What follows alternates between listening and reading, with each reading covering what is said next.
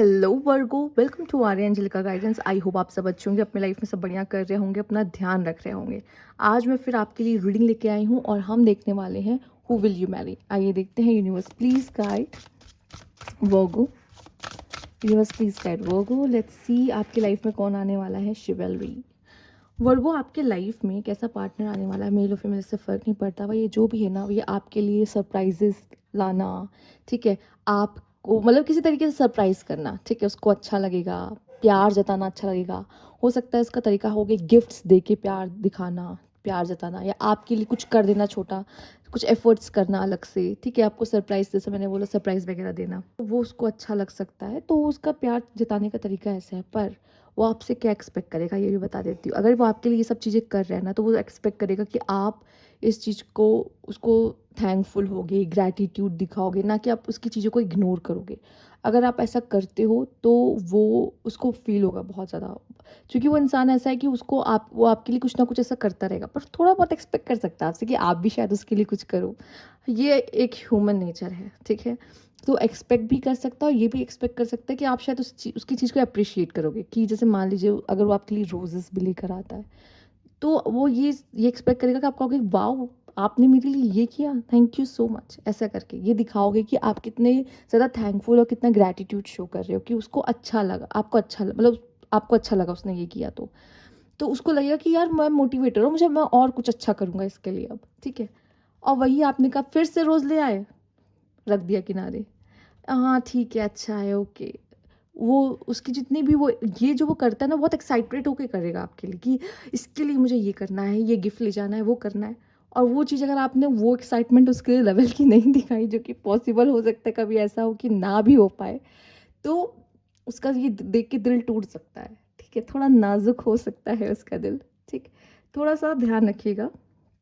बाकी आइए देख लेते हैं क्या ज़ोडिएक हो सकते हैं इसके। Universe please guide, please guide वर्गो।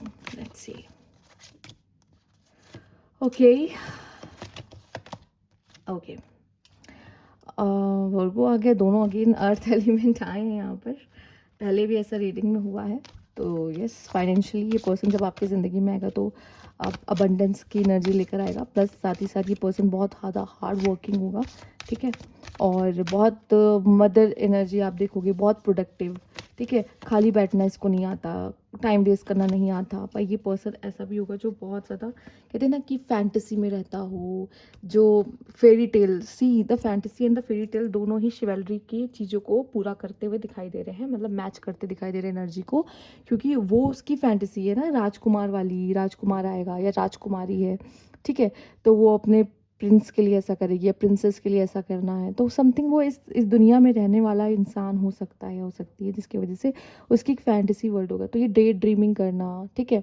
और जो, तो उस तरह की ज़िंदगी जीना उसको पसंद है, जो रियल वर्ल्ड से थोड़ी सी दूर है। और हो सकता है इसी वजह से उसका वो, आप अगर ऐसे जीने वाले हो ना कि आप बहुत ज़्यादा एक्सप्रेसिव नहीं हो, इमोशंस को शो नहीं कर पाते, तो उसके लिए थोड़ा-सा रहेगा। वो कहेगा कि वो बस यार मैं जितना कर रहा हूँ ना उसको एप्रिशिएट ही कर, तो वही बहुत है।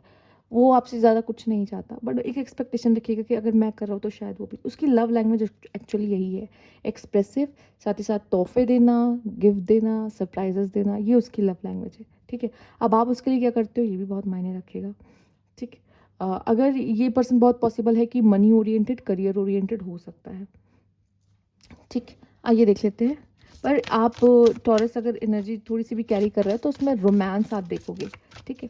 कुछ कैप्रिकॉर्न भी रोमांटिक होते हैं, पर मोस्टली बहुत ज़्यादा रिस्पॉन्सिबल और मैंने वैसे ही देखा है, पर ठीक है। तो ये पर्सन भी अपने आप को, मैंने बोला ना, अपने आप को उस तरीके से ही देखता है, ठीक है। एक फेरी वर्ल्ड में ही देखता है यहाँ पर। और अगर बात की जाए तो ये पर्सन की एनर्जी बहुत अच्छी होगी, मतलब पर्सनैलिटी बहुत अच्छी होगी। ऊपर से इसका कॉन्फिडेंस लेवल भी अच्छा होगा, क्योंकि इसने आज तक अपने लाइफ में खुद ही से सब कुछ बनाया होगा, सब कुछ पाया होगा, बिना हार्ड वर्क के से कुछ नहीं मिला है। तो इसको पता है, वो उसने बाहर वो ज़िंदगी जी रखी होगी, ठीक है। और अगर अपनी ज़िंदगी में इसने बहुत मेहनत नहीं भी की है तो भी इसके लाइफ में आगे, मतलब अब आपकी ज़िंदगी में जुड़ने के बाद वो चीज़ें वो एक्सपीरियंस करेगा इंसान जो अभी तक उसने नहीं की है, ठीक है। अगर वो ब्लेस्ड है, जो कि टॉरस की एनर्जी, तो टॉरस जहाँ होते हैं वहाँ पैसा होता है, पैसा, लग्जरी, कंफर्ट होता है। तो वो अगर उनको पहले से अगर वो नसीब में है उसके, चूँकि वो होगा, तो फिर वो उनको लाइफ में इतनी दिक्कत नहीं देखनी पड़ी होगी। बट स्टिल तब भी होता है ना कि अच्छा आपकी ज़िंदगी ऐसी है, आपकी लाइफ में बड़ा कंफर्ट है, पर मान लीजिए आप जब स्कूल और कॉलेज जाते हैं ना, तो आपको फिर भी मेहनत ज़्यादा डबल करनी पड़ती है, ठीक है? चाहे जितना पैसा हो, पर कुछ काम के लिए आपको मेहनत करनी पड़ेगी, हर जगह पैसा तो काम नहीं आएगा ना। तो तब मेहनत ज़्यादा करनी पड़ी हो, ये बहुत पॉसिबल है, ठीक है? अगर ये दोनों एनर्जी साथ-साथ एग्ज़िस्ट कर रही है तो। हाँ, कैप्रिकॉर्न, टॉरस, जैसे मैंने कहा, अगर मैं नहीं बोला तो बता देती हूँ, यहाँ पे moon sign, sun sign, rising sign हो सकता है उसका, ठीक है? आइए देख लेते हैं और जान लेते हैं यार इस पर्सन के बारे में। पर ये पर्सन थोड़ा-सा ना खुद से प्यार करने वाला, खुद को इम्पोर्टेंस देने वाला भी होगा। इसीलिए वो, जो इंसान सेल्फ लव करता है ना, वो सामने वाले की नीड का भी ध्यान रखता है। तो ये रखेगा, आपकी आपकी नीड्स का भी ध्यान रखेगा। उसको लगेगा कि यार इसके लिए ये करना चाहिए, वो करना चाहिए, इसे खुश करना चाहिए, ठीक है? इमोशनल लॉस, एक्सेलरेशन मोशन, ठीक है। थोड़ा-सा देखो, ये इंसान ना पहले स्टार्टिंग में बहुत एक्साइटेड होता है। इसकी डिसअपॉइंटमेंट ना धीरे-धीरे बढ़ती है, ठीक है? तो ये मैं आपको बता दूँ, स्टार्टिंग में ये बहुत एक्साइटेड रहेगा आपकी मैरिज को लेके, अपनी मैरिज को लेके, साथ में आप दोनों के साथ में। पर इसका दिल ना धीरे-धीरे टूटना शुरू होगा जब आपको वो देखेगा कि आप तो बड़े नॉर्मल से हो, बहुत अपनी लाइफ में बहुत सिंपली जी रहे हो, ठीक है? आप अपना रूटीन फॉलो कर रहे हो नॉर्मल आपका जो है, ठीक है? आप उसको उतनी अटेंशन नहीं, देखो इसको अटेंशन चाहिए होगी, अगर आप उसको उतनी अटेंशन नहीं दे पा रहे हो, तो फिर दिक्कत है यहाँ पर, ठीक है? आप जस्ट अपने आप से अपोज़िट पर्सन आप इमेजिन कर लो, अगर आपको लगता है ना कि मुझे अकेला छोड़ दो, मुझे लोगों के बीच में ज़्यादा मज़ा नहीं आता, मुझे अपनी कंपनी पसंद है। उसको वो एक्सट्रोवर्ट, वो और ज़्यादा एक्सट्रोवर्ट आपको मिलेगा। उसको यही सब पसंद है। लोगों के बीच में घूमना-फिरना, टेंशन लेना, बातें करना, उसको यही सब पसंद है। ठीक है? इस तरह की एनर्जी हो सकती है। ठीक है? ये भी पर्सन अपने आप से प्यार करने वाला सेल्फ ऑब्सेस्ड पर्सन बहुत चांसेस है कि होगा। ठीक? ये पर्सन थोड़ा सेंसिटिव हो सकता है।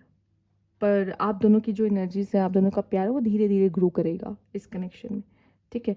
तो पर ये थोड़ा जल्दबाज़ी में रहेगा, तो ये इस चीज़ को देर से समझेगा ये इंसान, ठीक? इसका एक्साइटमेंट ज़्यादा रहेगा, ठीक है? रिश्ते में। चलिए देख लेते हैं। Universe please guide. Okay, let's see इस पर्सन के बारे में। ओके, एक सेकेंड, हाँ। यहाँ पर है 7 ऑफ सोर्ड्स, जजमेंट, वो 2 of cups, king of swords and देखो, वर्गो जो भी आपका पार्टनर होगा वो आपसे एक्सपेक्ट करेगा support, maybe in-laws से, या फिर अगर ये फीमेल है तो इन लॉज से उसको इतना सपोर्ट ना मिलना, ठीक है? या फिर उसको ऐसा फील होगा कि वो शायद उसको उतना नहीं चाहते हैं, या फिर उस तरीके से उसको वो सपोर्ट फैमिली में ना मिलना, तो आपका पार्टनर आपसे एक्सपेक्ट करेगा, ठीक है? या फिर अगर अब ये मेल है तो उसकी लाइफ में अदर, जैसे अगर वो जॉब करता है, काम करता है, ठीक है? आप मेल के लिए देख रहे हो तो उसकी लाइफ में भी डिफ़िकल्टीज़ होगी उसके वर्क प्लेस पे, ठीक है?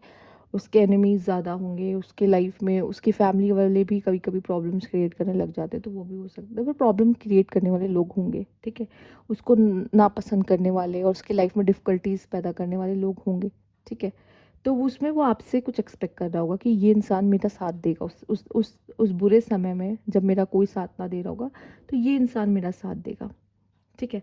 फैमिली लाइफ तो ओवरऑल बहुत अच्छी रहेगी, सब अच्छा रहेगा, पर एक होता ना सपोर्ट, पर वही है ना, शायद वो चीज़ें जो एक्सपेक्ट कर रहे हो, जैसे आपकी भी एक एक्सपेक्टेशन होगी अपने पार्टनर से, उसकी एक्सपेक्टेशंस होगी आपसे, वो एक्सपेक्टेशंस ना फुलफ़िल नहीं कर पा रहे होगे आप एक दूसरे की। पता नहीं है ना, रीज़न क्या है पता है आपको? आपको सोच रहा हो, आपको लगेगा कि जैसा मैं सोचता हूँ, जैसा मैं चाहता हूँ, वैसा ही इसकी भी एक्सपेक्टेशन होगी। ये भी वैसे ही सोचता होगा, वैसे एक्सपेक्ट करता होगा, नहीं। आपको ये समझना पड़ेगा पहले वर्गो कि ये इंसान मुझसे बहुत अलग है, तो इसकी एक्सपेक्टेशन भी मुझसे अलग होंगी, आपकी एक्सपेक्टेशंस अलग होगी। और यही सबसे ज़्यादा मेन इम्पॉर्टेंट चीज़ है कि आपको यहाँ पे एक दूसरे को समझना। हम जैसे हैं, हम उससे वही चीज़ एक्सपेक्ट नहीं कर सकते, ठीक है?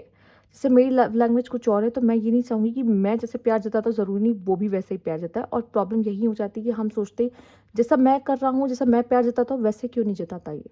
आपके पार्टनर को भी ये महसूस हो सकता है आपसे। तो उसको ये आप स्टार्टिंग में समझाना या इस तरह की गहरी बातें करना कि हम कौन हैं, मैं कैसा हूँ, तुम कैसी हो, या तुम कैसे हो, मैं कैसी हूँ, एक बार में जानना बहुत ज़रूरी है, बजाय कि तुरंत हम अचानक से इस लेवल पे आ जाते हैं कि हम एक दूसरे से प्यार हो जाता है। प्यार प्यार तो ठीक है, प्यार बाद में आना चाहिए, पहले जानना बहुत ज़रूरी है कि सामने वाला कैसा इंसान है। अगर हम एक बार सामने वाले पर्सन को जान लेते हैं तो हमें समझ में आता है उसे क्या पसंद है, उसके लिए क्या करना चाहिए, जिससे वो खुश होता है। ठीक है? तो हम वो एक्सपेक्ट नहीं कर रहे होते जो हम एक्सपेक्ट कर रहे होते हैं, कि हमें लगता है कि वो भी शायद हमसे वही एक्सपेक्ट कर रहा होगा। नहीं, वो कुछ और एक्सपेक्ट कर रहा होता है, क्योंकि वो सब कुछ उसका अलग है। उसकी ज़िंदगी अब तक अलग रही है, उसके लेसन्स अब तक, एक्सपीरियंसेस अब तक अलग रहे हैं, उसकी लाइफ़स्टाइल एकदम अलग रही है, मेरी लाइफ़स्टाइल एकदम अलग रही है। तो हम एक जैसे कैसे हो सकते हैं? ठीक है ना?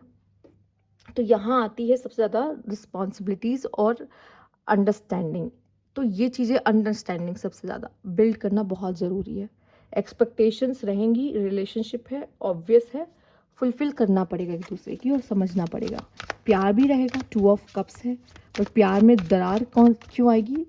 और आप दोनों के बीच में दरार, मैं बता दूँ, आप दोनों के बीच में दरार थर्ड पर्सन की वजह से ही आएगी। मतलब वो फैमिली हो गया, बाहर वाले कुछ हो गए, किसी ने कुछ कमेंट कर दिया तो हो गया। पर आप दोनों में ना प्यार रहेगा, पर वही है, आप दोनों के बीच जो प्रॉब्लम होगी वो होगा एक दूसरे के बीच वो अंडरस्टैंडिंग क्रिएट करना। अगर आप दोनों का प्यार बहुत तेज़ी से आगे बढ़ेगा तो प्लीज़ इसको फ्लो रखिएगा। ठीक है, सी द 8 ऑफ कप्स।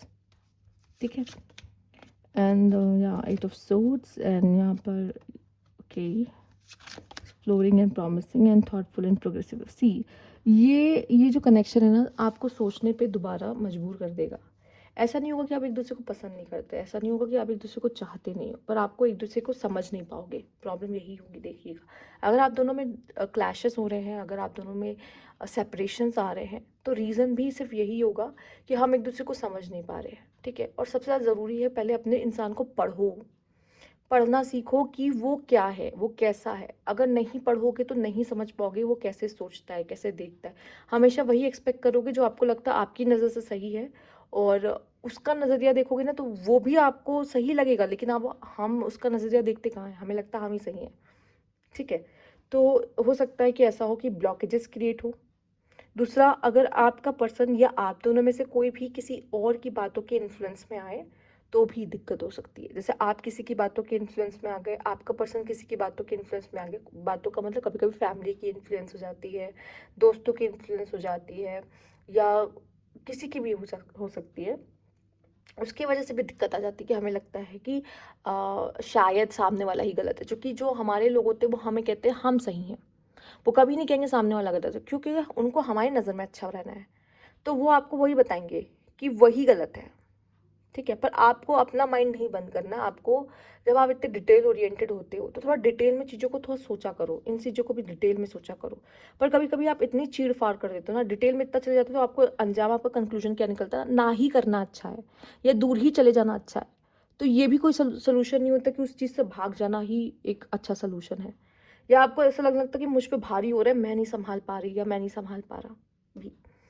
ठीक है, तो लेकिन कनेक्शन को तो चलाना पड़ता है ना, संभालना पड़ता है उसको, भाग नहीं सकते। अगर आपने एक बार उस चीज़ को थाम लिया है, पकड़ लिया है, तो उस चीज़ पे अब आपको गिव अप नहीं करना है, क्योंकि गिव अप करना एक एक सबसे आसान रास्ता है।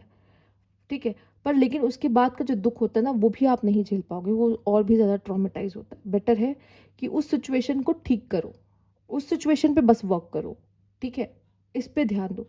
बोलने में आसान लग रहा है नहीं, होता नहीं है, बट कर लोगे उतना भी मुश्किल नहीं है जितना सेपरेशन में जाने के बाद जो ताम झाम होते हैं वो होते हैं। तो समझने की कोशिश करो एक दूसरे को, सिर्फ एक ही दूसरे को पढ़ना है आपको। ठीक है,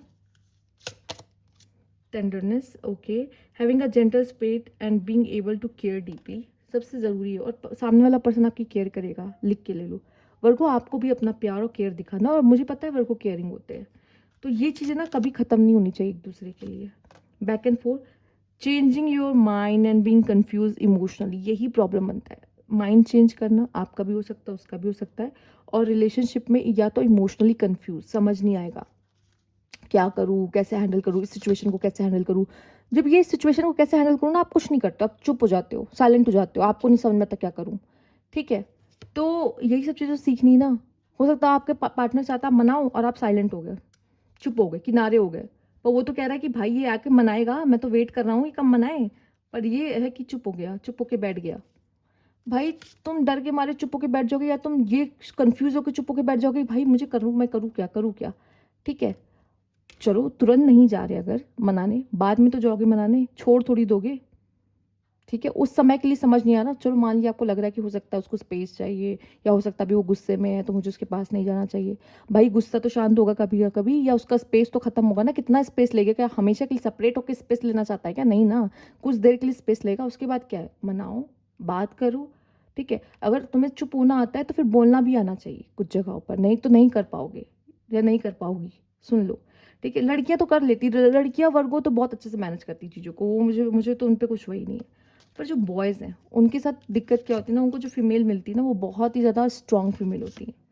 ठीक है, क्योंकि वो फेमिनाइन एनर्जी कैरी करते हैं ना, इसलिए उनके लिए वो जो फेमिनाइन फीमेल आती है वो बहुत स्ट्रॉन्ग होती है। अब वो स्ट्रॉन्ग फीमेल को रख पाना सबके बस की बात नहीं है। उसके लिए आपको प्रिपेयर रहना पड़ेगा, क्योंकि वो आपसे हर तरीके से एक्सपेक्ट करेगी, एफर्ट्स एक्सपेक्ट करेगी, रिस्पेक्ट एक्सपेक्ट करेगी, इमोशनली अवेलेबल होना वो आपसे एक्सपेक्ट करेगी, वो सब करेगी एक्सपेक्ट। अगर आप मेल हो, देख रहे हो, सुन रहे हो तो ठीक है, फाइनेंशियली भी हेल्प आपसे वो एक्सपेक्ट करेगी, ऑब्वियस है। ठीक है, लेकिन अगर फीमेल वर्गो है तो कोई दिक्कत ही नहीं, फीमेल वर्गो अपने आप सब संभाल सकती है, वो इतनी कैपेबल होती है, उतनी स्ट्रांग होती है। थोड़ा सा कभी कभी उसको भी कन्फ्यूजन होती है, ठीक है, बट वो उसे पता है उसे कैसे संभालना है, मुझे उसको समझाने की ज़रूरत नहीं। प्रॉब्लम मेल वर्गो में आती है, मेल वर्गो एंड फीमेल अगर जो आती है वो स्ट्रांग होती है, इतना आप समझ लो। मैंने अभी तक जितना नोटिस किया है, हमेशा आपको जो फीमेल मिलेगी वो स्ट्रांग फीमेल मिलेगी। ठीक है, आपको बैलेंस करना पड़ेगा उसके साथ। और मैंने ऐसे कपल्स को भी देखा जिन्होंने बैलेंस किया और उनकी मैरिज लाइफ अच्छी चल रही है। बट वही है कि उसमें उसने वर्गों ने अपनी फीमेल को वैसे एक्सेप्ट किया है एज अ डिवाइन फेमिनाइन।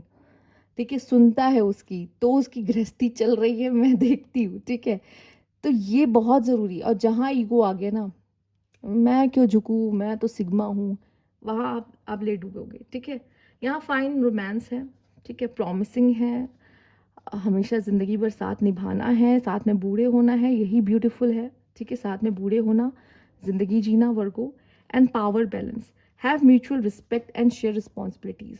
दोनों को अपनी अपनी रिस्पॉन्सिबिलिटी निभानी है, दोनों को म्यूचुअली एक दूसरे की रिस्पेक्ट करनी है, क्योंकि ये बहुत ज़रूरी है। अगर आप चाहते हो ये लॉन्ग टर्म चले तो ये बहुत ज़रूरी है। एंड यहाँ पे लव स्विंग्स भी आए थे, put aside difference, soar at the next to the next level. अगर आप दोनों को अपने रिश्ते को नेक्स्ट लेवल और आगे लेके जाना, तो आप दोनों को अब एक दूसरे की जो खटास होगी ना, वो उनको साइड करना पड़ेगा, ऑब्वियस है। अपने अपने रिश्ते को चुनना पड़ेगा, बजाय कि अपने वो उस खट्टेपन को, तुमने ऐसा किया था, मैंने ऐसा बोल दिया था, ये हो गया था, वो हो गया था, को साइड करके हम एक दूसरे को चूज़ कर रहे हैं। ये सब सीखना पड़ता है। आप भी अपने मैरिड लाइफ में ये सब सीखोगे, पर अगर पहले से चीज़ों को समझ जाओगे तो वो गलतियाँ नहीं करोगे जो बाकी कर देते हैं। ठीक है, तो ये थी आपकी रीडिंग। अगर आपको अच्छी लगी हो तो लाइक कीजिएगा, सब्सक्राइब मेरा चैनल अभी तक नहीं किया हो तो। Thank you for watching.